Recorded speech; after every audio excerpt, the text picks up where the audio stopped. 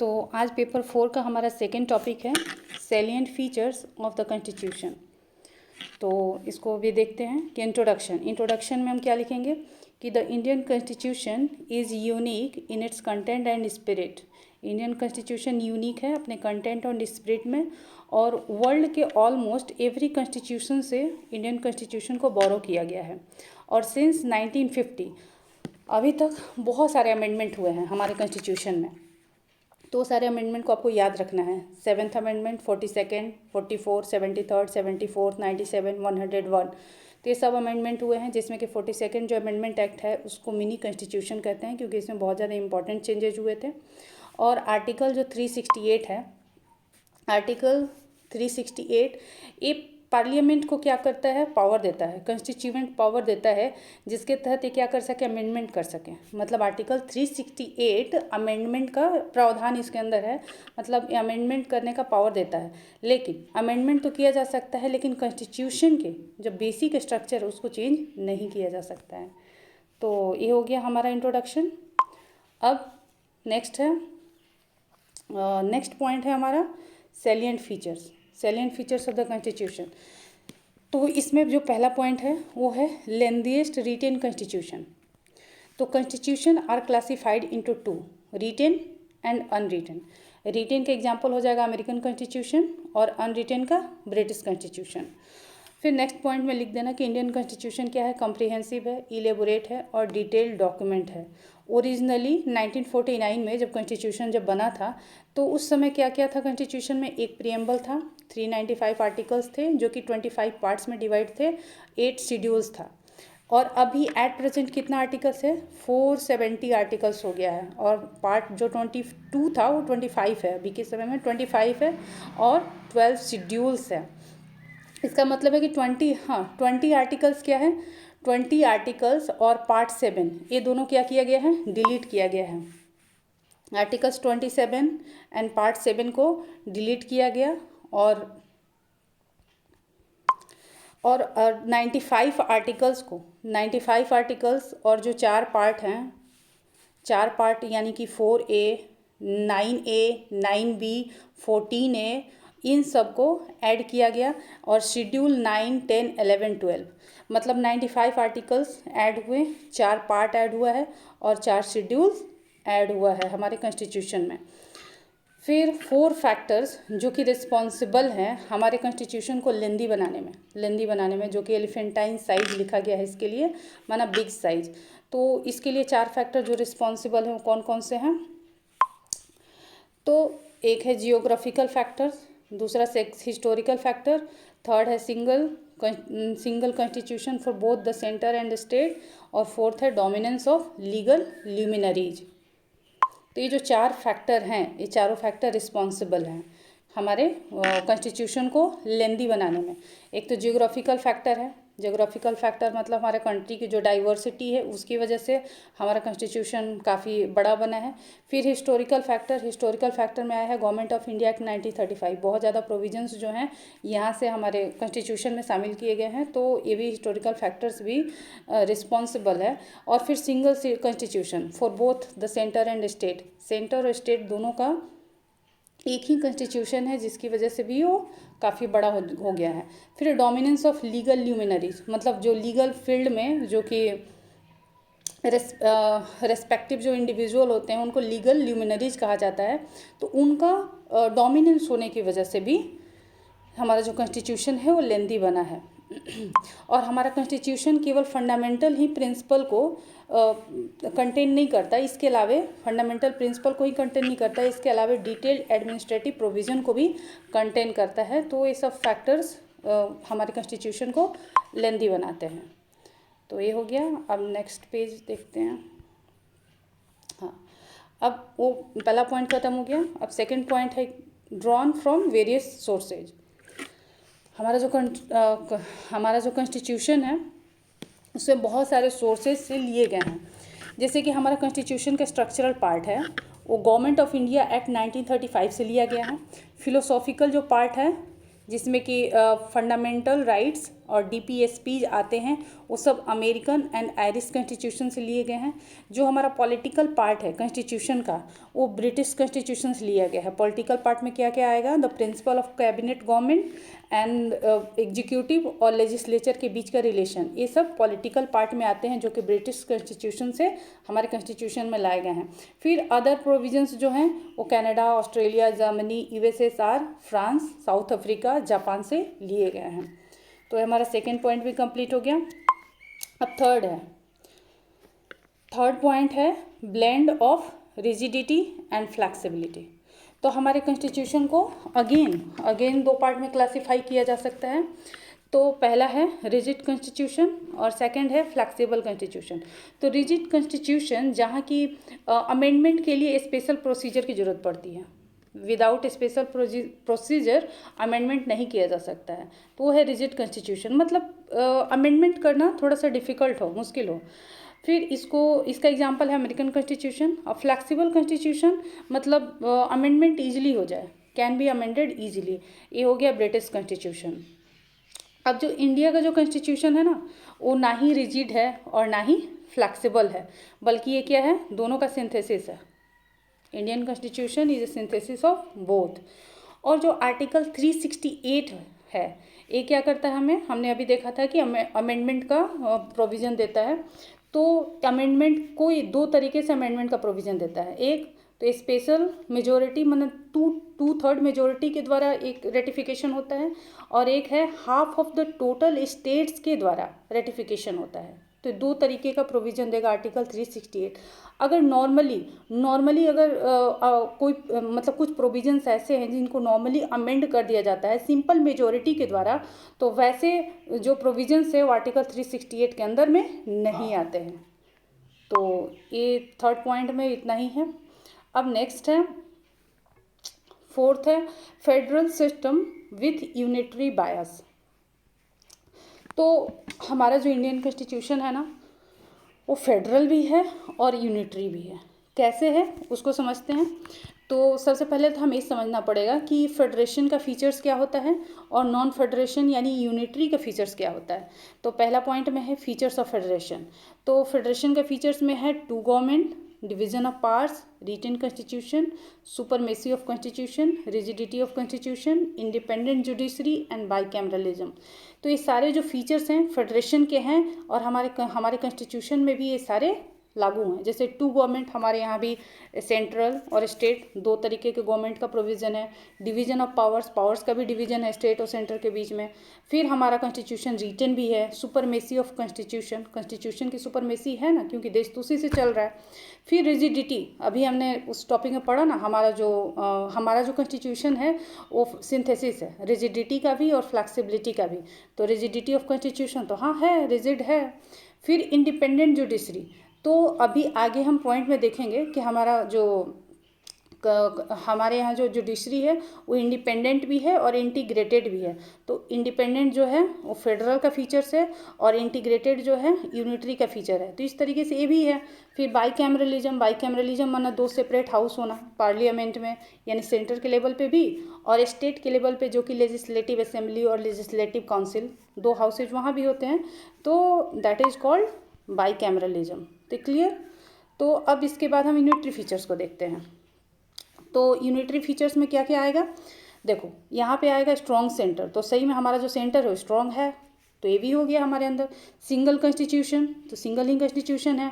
Single citizenship, ये भी यहाँ वैलिड है। फ्लैक्सिबिलिटी ऑफ कॉन्स्टिट्यूशन, देखो यहाँ पे रिजिडिटी ऑफ कॉन्स्टिट्यूशन था, ये फ्लैक्सिबिलिटी, तो दोनों ही तो है। फिर integrated judiciary, appointment of state governor by the centre, ये भी है। ऑल इंडिया सर्विसेज का भी प्रोविजंस है, इमरजेंसी प्रोविजंस भी है। तो इस तरीके से जो हमारा इंडियन कॉन्स्टिट्यूशन है वो फेडरल भी है और यूनिटरी भी है। तो ये पॉइंट भी कंप्लीट हो गया। अब नेक्स्ट देखते हैं। नेक्स्ट पॉइंट है पार्लियामेंट्री फॉर्म ऑफ गवर्नमेंट। हमारा कॉन्स्टिट्यूशन कैसा है, हमारा गवर्नमेंट कैसा है, पार्लियामेंट्री फॉर्म। मतलब देखो दो तरीके का गवर्नमेंट होता है, एक तो पार्लियामेंट्री फॉर्म ऑफ गवर्नमेंट होता है, एक प्रेसिडेंशियल फॉर्म ऑफ गवर्नमेंट होता है।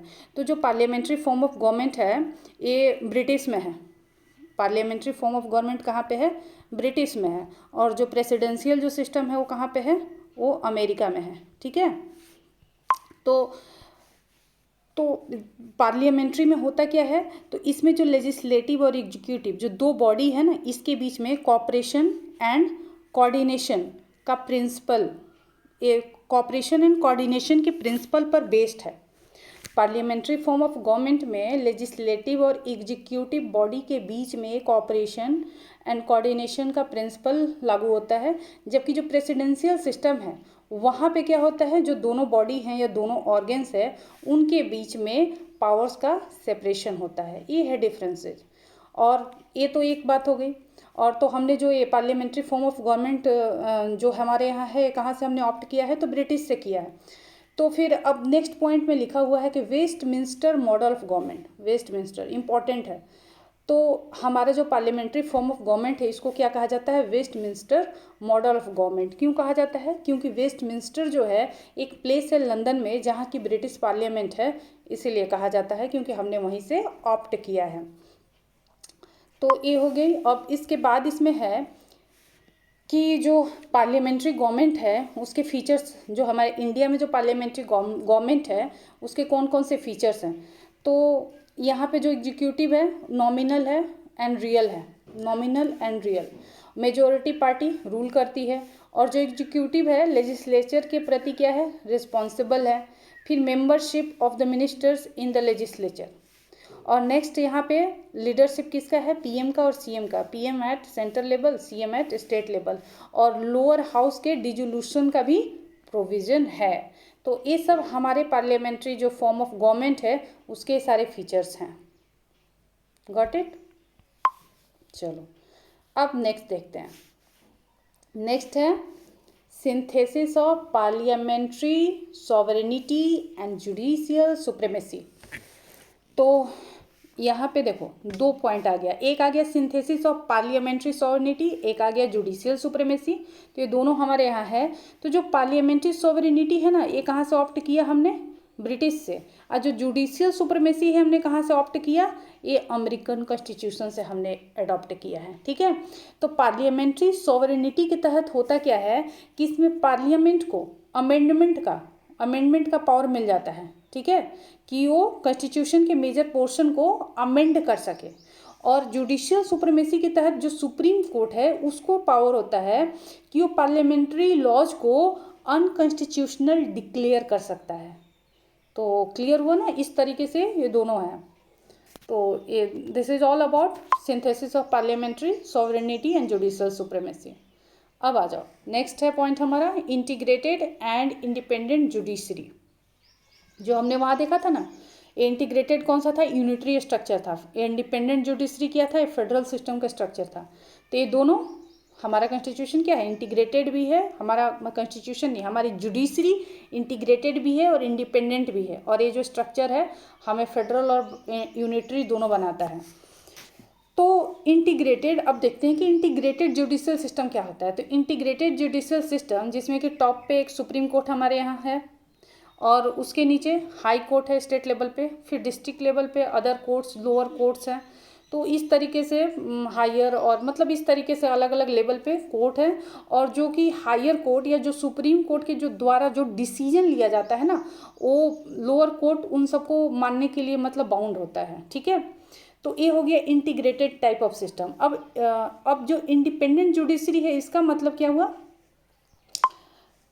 एक मिनट, हाँ, इंडिपेंडेंट जुडिशरी का मतलब है कि जो कोर्ट है या जो जज हैं उनकी जो एबिलिटी होती है, मतलब वो फ्रीली परफॉर्म कर सके अपनी ड्यूटी को, किसी भी तरीके का कोई इंटरफेरेंस या इन्फ्लुएंस ना हो, चाहे गवर्नमेंट बॉडी का या प्राइवेट बॉडी का। तो this is all about integrated and independent judiciary. अब नेक्स्ट है हमारा इम्पॉर्टेंट वन, फंडामेंटल राइट्स। देखो, तो फंडामेंटल राइट्स में क्या बताओगे कि फंडामेंटल राइट्स जो हैं वो पार्ट 3 में रखा गया है। ठीक है, फंडामेंटल राइट्स पार्ट 3 में, मतलब पार्ट 3 में, हाँ, पार्ट 3 में 6 फंडामेंटल राइट्स को इंक्लूड किया गया है। अब वो कौन कौन सा है वो हम देख लेते हैं। पहला है राइट टू इक्वलिटी, जो कि आर्टिकल 14 से 18 में आता है। Right to freedom article 19 to 22। Third है right against exploitation article 23 to 24। और नेक्स्ट है right to freedom of religion article 25 to 28। Next है cultural and educational right article 29 to 30। और लास्ट है right to constitutional remedies article 32। तो इसमें क्या देखने को मिल रहा है, देखो 14 से 18, 19 से 22, 23 to 24, 25 to 28, 29 to 30। 30 के बाद 31 आना था ना, तो यहाँ 32 आ गया है डायरेक्ट। तो 31 कहाँ गया, तो 31 जो है वो आर्टिकल जो 31 में पहले क्या था, राइट टू प्रॉपर्टी, ये भी एक फंडामेंटल राइट था, ठीक है, जो कि 7 पहले फंडामेंटल राइट थे, तो अभी 6 हो गए हैं। तो ये जो आर्टिकल 31 के अंदर राइट टू प्रॉपर्टी था, इसको डिलीट कर दिया गया 44 अमेंडमेंट के तहत, और इसको लीगल राइट बना करके पार्ट 12 के आर्टिकल 300A में इसको रख दिया गया है। क्लियर। अब आगे क्या है कि फंडामेंटल राइट्स जो हैं इनको क्या किया जा सकता है, अमेंड भी किया जा सकता है। फंडामेंटल राइट्स को अमेंड किया जा सकता है और इनको इमरजेंसी के दौरान सस्पेंड भी किया जा सकता है, ठीक है। फंडामेंटल राइट्स को एक तो अमेंड भी किया जा सकता है, नेशनल इमरजेंसी के दौरान इसको सस्पेंड भी किया जा सकता है, लेकिन एक्सेप्ट आर्टिकल 20 एंड 21। 20 और 21 ये दो आर्टिकल को छोड़ करके बाकी सबको सस्पेंड किया जा सकता है। तो यहाँ पे मैं डिटेल में आर्टिकल नहीं बताऊंगी, लेकिन शॉर्ट में बता देती हूँ। जो आर्टिकल 20 होता है ना, वो क्या करता है, सेल्फ इंक्रिमिनेशन को प्रोहिबिट करता है। इसका मतलब है कि provides for the protection in respect of conviction for offences. मतलब अगर किसी ने कोई क्राइम किया है तो उस समय जो लॉ है उसी हिसाब से उसको क्या होगा, पनिशमेंट मिलेगा, ठीक है। ये नहीं है कि बाद में कोई दूसरा लॉ आ गया तो उसके हिसाब से उसको पनिशमेंट नहीं मिलेगा।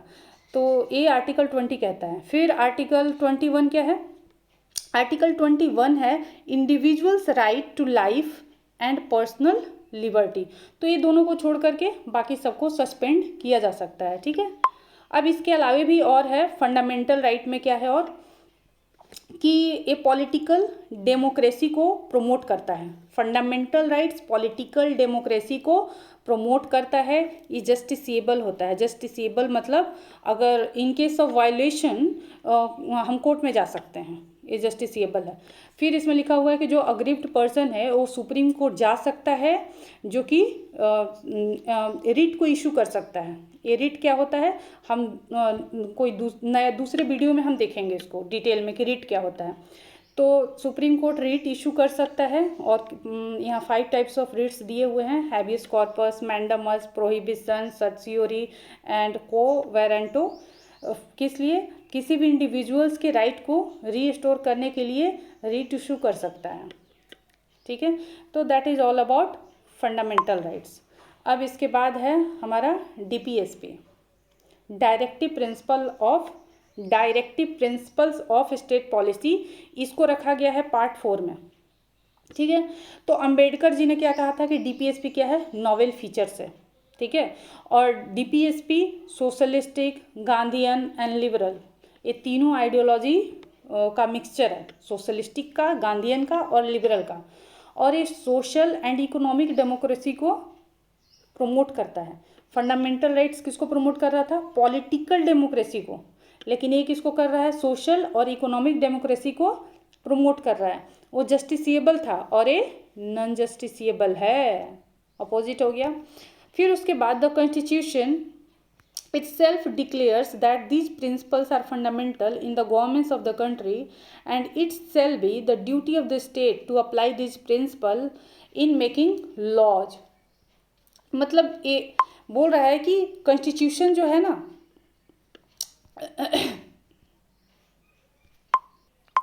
तो कॉन्स्टिट्यूशन कहता है कि डिक्लेयर करता है कि जो प्रिंसिपल हैं DPSP के अंदर में, जो प्रिंसिपल हैं वो क्या है, फंडामेंटल है, लेकिन ये स्टेट की ड्यूटी है। स्टेट की ड्यूटी है कि इन प्रिंसिपल्स को लॉ बनाते समय यूज किया जाए, ठीक है। एक तरीके से मोरल ऑब्लिगेशन देते हैं स्टेट को कि इसको अप्लाई किया जाना चाहिए, ठीक है। बाकी तो हमने देख लिया कि ये नॉन जस्टिसिएबल इन नेचर हैं। और फिर इसमें एक केस का जिक्र है जो कि Minerva mills versus union of India, ये केस 1980 में हुआ था।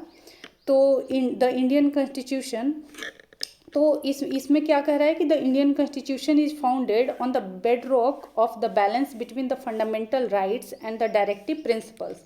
मतलब जो इंडियन कॉन्स्टिट्यूशन की जो स्थापना हुई थी वो फंडामेंटल राइट्स और डायरेक्टिव प्रिंसिपल के बीच संतुलन की आधारशिला पर की गई थी। ठीक है, मतलब दोनों को, इसका मतलब हुआ, तो हिंदी मैंने बता दिया, इसका मतलब ये हुआ कि जो फंडामेंटल राइट्स है और जो डायरेक्टिव प्रिंसिपल्स है, इन दोनों के मतलब दोनों को ध्यान में रखते हुए, ठीक है, दोनों को ध्यान में रखते हुए इंडियन कॉन्स्टिट्यूशन को फ्रेम किया गया था। इन दोनों को मतलब इन दोनों के बीच में एक बैलेंस बनाते हुए इंडियन कॉन्स्टिट्यूशन को फॉर्म किया गया था। तो ये हो गया हमारा डीपीएसपी। अब है नेक्स्ट है फंडामेंटल ड्यूटीज़। अब फंडामेंटल ड्यूटीज़ जो है ये पार्ट 4A में है। ठीक है, लेकिन जब कॉन्स्टिट्यूशन बना था ना तो उस समय फंडामेंटल ड्यूटीज़ नहीं था। तो फंडामेंटल ड्यूटीज़ कब आया? 1975 से 77, मतलब 1975 to 77 में जब इंटरनल इमरजेंसी डिक्लेयर हुई थी, उस समय फंडामेंटल ड्यूटीज़ को पार्ट 4A में ऐड किया गया था 42nd अमेंडमेंट के तहत और स्वर्ण सिंह कमेटी के रिकमेंडेशन पे। तो इसमें आपको ये इमरजेंसी का ईयर भी याद रखना है, अमेंडमेंट कौन सा था 42nd, और स्वर्ण सिंह कमेटी भी याद रखना है क्योंकि इसमें भी काम आएगा लिखने के और ऑब्जेक्टिव में भी पूछ सकते हैं। तो ये हो गया। बाकी है फिर नेक्स्ट है कि 86 जो कॉन्स्टिट्यूशनल अमेंडमेंट एक्ट आया था, इसने क्या किया था, एक और फंडामेंटल ड्यूटी को ऐड कर दिया था। फिर आर्टिकल 51A ये क्या करता है, 11 जो फंडामेंटल ड्यूटीज़ हैं उनको बताता है। तो कौन कौन सी हैं? वो हैं हमारे कॉन्स्टिट्यूशन को रेस्पेक्ट करना, नेशनल फ्लैग नेशनल एंथम को रेस्पेक्ट करना, सॉवरेनिटी यूनिटी एंड इंटेग्रिटी को प्रोटेक्ट करना, कॉमन ब्रदरहुड को के स्पिरिट को प्रोटेक्ट करना, जो हमारा रिच हेरिटेज है उसको प्रिजर्व करना। तो ये हो गया हमारा फंडामेंटल ड्यूटीज़। और हम इसके बारे में थोड़ा सा बताया गया कि फंडामेंटल ड्यूटीज़ एक तरीके से हमारे लिए रिमाइंडर है कि हमें सिर्फ अपने फंडामेंटल राइट्स के प्रति ही जागरूक नहीं रहना है बल्कि हमें अपने ड्यूटीज़ के प्रति भी कॉन्शियस रहना है। और this is also non justiciable in nature, fundamental duties भी नॉन जस्टिसिएबल होता है। क्लियर? चलो अब नेक्स्ट देखते हैं सेकुलर स्टेट। अब देखो सेकुलर स्टेट में क्या है, तो following provisions of the constitution reveals the secular character. तो नीचे में जो प्रोविज़न दिए हुए हैं तो वो कॉन्स्टिट्यूशन के प्रोविज़न वो हमारे इंडिया के सेकुलर कैरेक्टर को बताते हैं।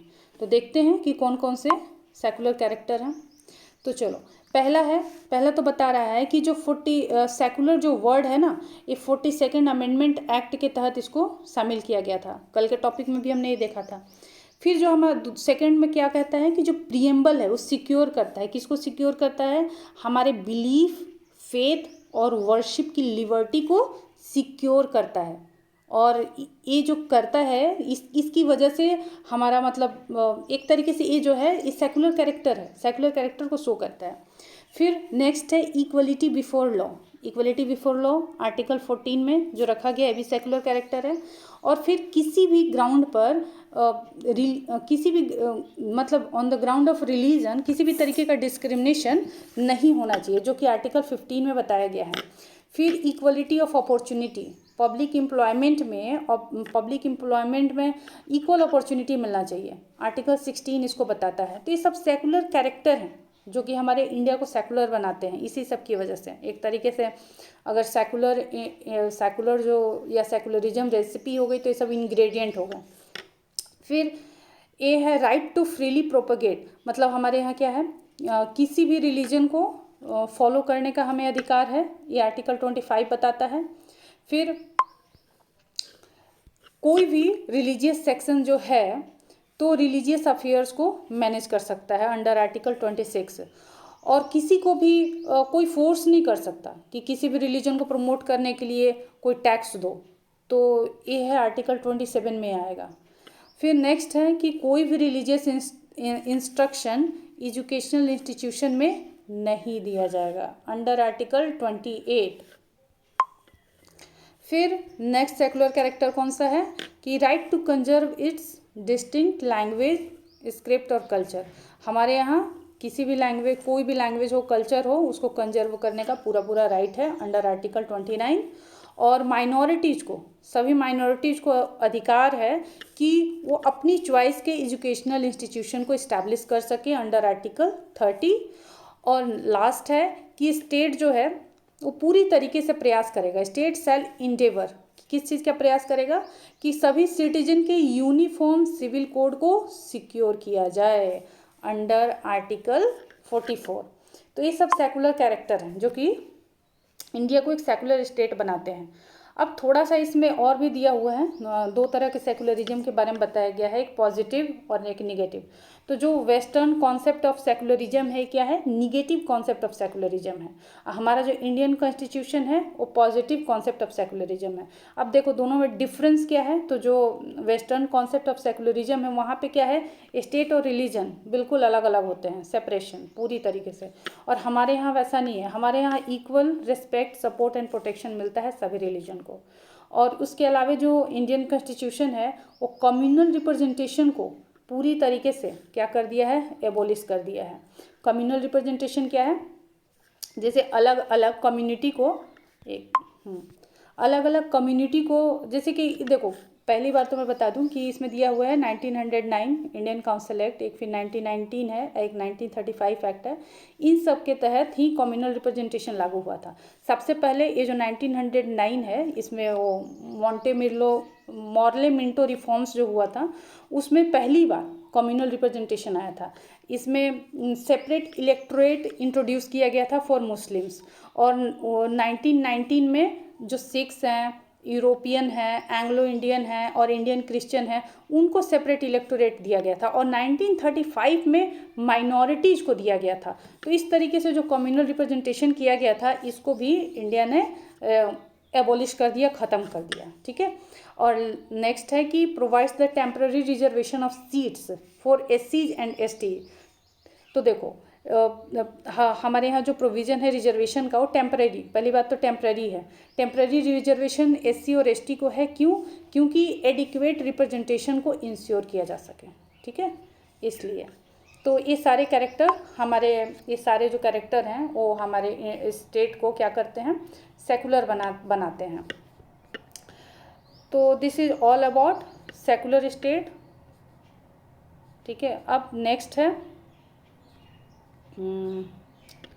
हाँ ठीक है, नेक्स्ट है universal adult franchise. Universal adult franchise इसके तहत क्या है, जिसकी भी एज 18 साल हो या उससे ज़्यादा हो, उससे कम नहीं होनी चाहिए, तो वोट देने के लिए एलिजिबल है, पहला चीज़। और जो वोटिंग एज है वो पहले क्या था 21 था, उसको 18 कर दिया गया, रिड्यूस करके 18 कर दिया गया। और ये आपको याद रखना है कि कब किया गया था, तो 1989 में किया गया था। और 61 कॉन्स्टिट्यूशनल अमेंडमेंट एक्ट के तहत किया गया था। ठीक है। और यूनिवर्सल एडल्ट फ्रेंचाइजी क्या करता है, तो सेल्फ रिस्पेक्ट को इन्हेंस करता है, बढ़ाता है, कॉमन पीपल के प्रेस्टीज को भी बढ़ाता है और इक्वलिटी के प्रिंसिपल को अपहोल्ड करता है। That is all about universal adult franchise. Next है सिंगल सिटीजनशिप। सिंगल सिटीजनशिप में क्या है, हमारे यहाँ सिंगल सिटीजनशिप है। तो यहाँ पे पहले लिखा हुआ है कि यूएसए में डबल सिटीजनशिप है, वहाँ पे एक नेशनल का भी मिलता है, मतलब सेंट्रल लेवल पे भी मिलता है और एक स्टेट लेवल पे भी मिलता है, तो ड्यूअल है।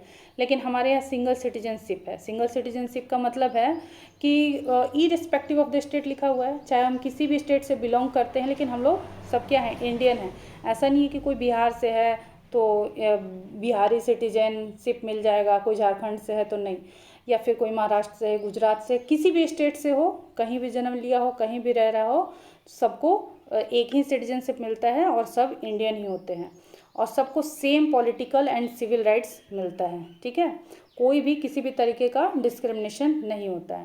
तो ये हो गया सिंगल सिटीजनशिप। नेक्स्ट है हमारा इंडिपेंडेंट बॉडीज। इंडिपेंडेंट बॉडीज में क्या बता रहा है कि जो इंडियन कॉन्स्टिट्यूशन है ना, वो केवल 3 तरह की बॉडी ही नहीं फॉर्म करता है, जो कि हम जानते हैं लेजिस्लेटिव, एग्जीक्यूटिव और जुडिशियल, ये जो 3 बॉडी है इसी को फॉर्म नहीं करता है, इसके अलावा भी इंडिपेंडेंट बॉडी है उसको फॉर्म करता है। और वो कौन कौन सी बॉडी है? एक तो है इलेक्शन कमीशन, फिर है comptroller and auditor general of India, फिर थर्ड है यूपीएससी एंड फोर्थ है पीएससी, स्टेट पीएससी। तो ये 4 इंडिपेंडेंट बॉडीज हैं जिसको हमारा कॉन्स्टिट्यूशन क्या करता है? क्रिएट करता है।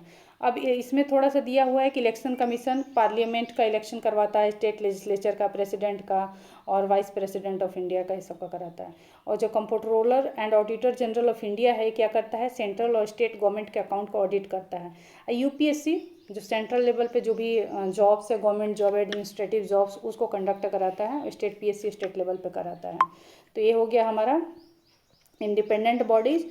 और नेक्स्ट है इमरजेंसी प्रोविज़न। तो हमारे कॉन्स्टिट्यूशन में 3 तरह का प्रोविज़न दिया हुआ है, एक है नेशनल इमरजेंसी, स्टेट इमरजेंसी और थर्ड है फिनेंशियल इमरजेंसी। अब नेशनल इमरजेंसी क्या है? किस में आता है? आर्टिकल 352 में आता है। ये जब वॉर की सिचुएशन में इसको डिक्लेयर किया जाता है, जब किसी और कंट्री के साथ वॉर होता है। और स्टेट इमरजेंसी जो कि प्रेसिडेंट रूल है, ये आर्टिकल 356 और आर्टिकल 365 के अंदर में आता है, 2 आर्टिकल। तो जो आर्टिकल 356 है, तो ये क्या बताता है कि जब स्टेट में कॉन्स्टिट्यूशनल मशीनरी फेल हो जाती है किसी भी तरीके की, तो फिर आर्टिकल 356 वहाँ अप्लाई होता है। और जब क्या होता है कि सेंटर का कोई डायरेक्शन है उसका पालन नहीं होता है, तो आर्टिकल 365 लगता है, मतलब failure to comply with direction of the centre, उस कंडीशन में आर्टिकल 365 इज अप्लाइड। और फिनेंशियल इमरजेंसी क्या है? ये आर्टिकल 360 में आता है, जबकि फिनेंशियल इनस्टेबिलिटी होती है तब स्टेट इसको डिक्लेयर करता है। तो ये हो गया 3 टाइप्स ऑफ इमरजेंसी। उसके बाद क्या है? During an emergency federal structure is converted into a unitary one without amendment of the constitution. ये बोल रहा है कि इमरजेंसी के दौरान जो फेडरल स्ट्रक्चर है ना हमारा, वो यूनिटरी वन में डायरेक्टली कन्वर्ट हो जाता है। तो वैसे भी हमने देखा है हमारा कॉन्स्टिट्यूशन फेडरल भी है और यूनिटरी भी है। अब नेक्स्ट है 3 टियर गवर्नमेंट। तो देखो इनिशियली हमारे यहाँ ड्यूअल पॉलिटी थी, मतलब एक सेंट्रल लेवल पे एक स्टेट लेवल पे। बाद में 73rd और 74th जो कॉन्स्टिट्यूशनल अमेंडमेंट हुआ 1992 में, इसके बाद 3 टियर गवर्नमेंट आया। 3 टियर गवर्नमेंट मैंने स्टेट और सेंटर और स्टेट के अलावा लोकल लेवल पे जो गवर्नमेंट है उसको मिला करके 3 टियर गवर्नमेंट बना। अब 73rd जो कॉन्स्टिट्यूशनल अमेंडमेंट हुआ, तो इसमें क्या किया गया? पार्ट 9 और एक नया शेड्यूल 11 को ऐड कर दिया गया, जो कि 3 टियर सिस्टम यानी कि पंचायती राज एवरी स्टेट में इस्टेब्लिश करता है। उसके अलावे जैसे कि panchayat at village level, intermediate level और डिस्ट्रिक्ट लेवल। और जो 74th कॉन्स्टिट्यूशनल अमेंडमेंट हुआ, इसके तहत पार्ट 9A, वहाँ पे पार्ट 9 था, यहाँ पे पार्ट 9A, वहाँ पे शेड्यूल 11, यहाँ पे शेड्यूल 12 को ऐड किया गया। और 3 टाइप्स ऑफ म्यूनिसिपैलिटीज़ को एवरी स्टेट में इंक्लूड किया गया, जैसे नगर पंचायत ट्रांजिशनल एरिया के लिए, municipal council for a smaller urban area, municipal corporation for larger urban area. ठीक है, तो ये हो गया हमारा 3 टियर गवर्नमेंट। अब नेक्स्ट है कोऑपरेटिव सोसाइटी। कोऑपरेटिव सोसाइटी इसको कैसे बताना है कि देखो, कोऑपरेटिव सोसाइटीज़ को जो कॉन्स्टिट्यूशनल स्टेटस कब मिला? तो 97 जो अमेंडमेंट हुआ, यही कोऑपरेटिव सोसाइटी को एक कॉन्स्टिट्यूशनल स्टेटस दिया। ये कब हुआ था? 2011 में। अब इसके तहत 3 चेंजेज हुए थे। ठीक है, 3 चेंजेज हुए थे। तो चेंजेज कौन कौन से हैं? तो पहला बता रहा है कि इसने क्या किया था पहला चेंजेज में, कि कोऑपरेटिव जो सोसाइटीज़ है, कोऑपरेटिव सोसाइटीज़ को जो बनाने का जो राइट है, इसको फंडामेंटल राइट बना दिया गया अंडर आर्टिकल 19। पहला चेंज ये था कि कोऑपरेटिव सोसाइटी को फॉर्म करने का राइट फंडामेंटल राइट है। और दूसरा है इट इंक्लूडेड, ये दूसरा चेंज किया था, इसमें नया DPSP directive principle of state policy को इंक्लूड किया गया था। किस लिए? कोऑपरेटिव सोसाइटी के प्रमोशन के लिए एक नया DPSP इंक्लूड किया गया था अंडर आर्टिकल 43B। उसके अलावा जो थर्ड चेंज है उसमें क्या किया गया? इसमें एक नया पार्ट 9B को ऐड कर दिया गया कॉन्स्टिट्यूशन में। उसके अंतर्गत कोऑपरेटिव सोसाइटीज़ को रखा गया। और article 243 to ZH to 243 ZT। तो this is all about cooperative societies. तो हमारे जितने भी फीचर्स थे, सैलिएंट फीचर्स, वो कंप्लीट हो गए। अब थोड़ा सा हम क्रिटिसिज्म देख लेते हैं, शॉर्ट में देखेंगे, ठीक है। तो क्रिटिसिज्म ऑफ द कॉन्स्टिट्यूशन, तो इसको पॉइंट में मैंने लिख दिया है, थोड़ा थोड़ा मैं इलेबोरेट कर देती हूँ। पहला है बोरोड कॉन्स्टिट्यूशन। तो बोरोड कॉन्स्टिट्यूशन, इसमें जो क्रिटिक्स थे उन्होंने क्या कहा, there is nothing new and original, क्योंकि ये बोरोड है, हमारा कॉन्स्टिट्यूशन बोरोड है, कुछ भी नया नहीं है, कुछ भी ओरिजिनल नहीं है। लेकिन इस तरीके का अगर देखा जाए ना, तो क्रिटिसिज्म क्या है, अनफेयर है, इलॉजिकल है। क्यों? क्योंकि जो कॉन्स्टिट्यूशन फ्रेमर्स थे, जिन्होंने फ्रेम किया था कॉन्स्टिट्यूशन को, उन्होंने क्या किया था, नेसेसरी मॉडिफिकेशन भी किया था, बोरो करने के साथ साथ नेसेसरी मॉडिफिकेशन भी किया था, ताकि उसे इंडियन कंडीशन के हिसाब से सूटेबल बनाया जा सके और जो भी कुछ फॉल्ट्स हैं उनको अवॉइड किया जा सके। तो मॉडिफिकेशन हुए थे, तो इस तरीके से आप इसको बता सकते हो। फिर सेकेंड है carbon copy of the 1935 act. इसमें क्रिटिसाइज किस तरीके से किया गया कि हमारा जो कॉन्स्टिट्यूशन है पूरी तरीके से 1935 एक्ट का कार्बन कॉपी है, जिरोक्स है, कुछ भी मतलब नया नहीं है, और उसको क्या कहा जाता है, N amended version of the 1935 act. तो इस तरीके से क्रिटिसाइज़ किया गया। बहुत सारे जो कॉन्स्टिट्यूएंट असेंबली के जो मेंबर थे उन लोगों ने भी क्रिटिसाइज़ किया। तो इस पर जो BR अम्बेडकर थे, उन्होंने क्या कहा था कि हमारा जो 1935 से अक्वायर तो किया गया है, लेकिन 1935 एक्ट का जो गुड पार्ट है उसको हमने अपने कॉन्स्टिट्यूशन में अक्वायर किया है। तो इसमें कुछ भी गलत नहीं है, और कोई भी nobody holds any patent rights in the fundamental ideas of a constitution। Constitution का जो फंडामेंटल आइडियाज़ है उस पर किसी का पेटेंट राइट नहीं है। तो इस तरीके से BR अम्बेडकर ने अपना स्टेटमेंट दिया था। फिर थर्ड पॉइंट क्या कहा गया कि अन इंडियन है और एंटी इंडियन है। अन इंडियन और एंटी इंडियन मतलब हमारे लिए बिल्कुल सूटेबल नहीं है। एक नाम आता है हनुमंथिया जी, वो भी कॉन्स्टिट्यूएंट असेंबली के मेंबर थे। उन्होंने कमेंट किया था कि we wanted the music of veena और sitar, but here we have the music of an English band. हमें मतलब बीना और सितार चाहिए था, लेकिन हमें क्या दिया गया, इंग्लिश बैंड दिया गया। तो इस तरीके से जो हमारा कॉन्स्टिट्यूशन है एंटी इंडियन है, इस तरीके से उन्होंने अपनी बात को रखा था। फिर नेक्स्ट है अन गांधीयन कॉन्स्टिट्यूशन। अन गांधीयन कॉन्स्टिट्यूशन बताया गया था, और एक्चुअली कहा गया कि जो हमारा कॉन्स्टिट्यूशन है ना, वो गांधी के फिलॉसफी को, उनके आइडियल्स को कंटेन नहीं करता है। यहाँ पे भी हनुमंथिया जी जो थे, के हनुमंथिया जी, उन्होंने क्या कहा था कि एक्चुअली जो अंबेडकर जी थे, उन्होंने गांधीवादी जो आंदोलन था, गांधी का जो आंदोलन था, गांधीयन मूवमेंट, उसमें पार्टिसिपेट नहीं किए थे, और गांधी का जो आइडिया था उनके प्रति उनका जो विरोध था, इसकी वजह से उन्होंने गांधी की फिलॉसफी को यहाँ पे इंक्लूड नहीं किया है, ऐसा उनका कहना था। तो ये सब इसमें आप लिख देना। फिर नेक्स्ट है एलिफेंटाइन साइज। एलिफेंटाइन साइज जो मैंने पहले भी आपको बताया है, लेंथीएस्ट कॉन्स्टिट्यूशन, तो उसको फिर से यहाँ पे किया गया कि काफ़ी टू लॉन्ग है और टू कॉम्प्लिकेटेड है, इस तरीके से इसको कहा गया। और इसमें नाम हम डाल देना। एक आइवर जेनिंग्स थे, उन्होंने भी कहा था कि उन्होंने क्या कहा था कि provisions borrowed were not always well selected and that the constitution generally speaking was too long and complicated. ये जो बोरो हुआ है वो वेल सेलेक्टेड, मतलब बोरो किया हुआ चीज़ हमेशा वेल सेलेक्टेड नहीं होता है, इस तरीके से उन्होंने कहा। फिर paradise of the lawyers. Paradise of the lawyers में बहुत सारे क्रिटिक्स आए, उन्होंने भी कहा कि जो इंडियन कॉन्स्टिट्यूशन है वो क्या है, इंडियन कॉन्स्टिट्यूशन लीगलिस्टिक है और वेरी कॉम्प्लिकेटेड है। लीगलिस्टिक है और वेरी कॉम्प्लिकेटेड है। और सर आइवर जेनिंग्स ने कहा था लॉयर्स पैराडाइज। लॉयर्स पैराडाइज किसने किया था, कहा था, सर आइवर जेनिंग्स ने कहा था।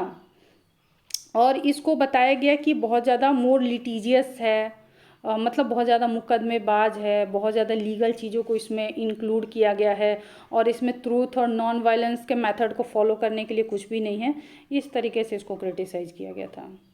तो आज का टॉपिक हमारा कंप्लीट हुआ, तो थैंक यू।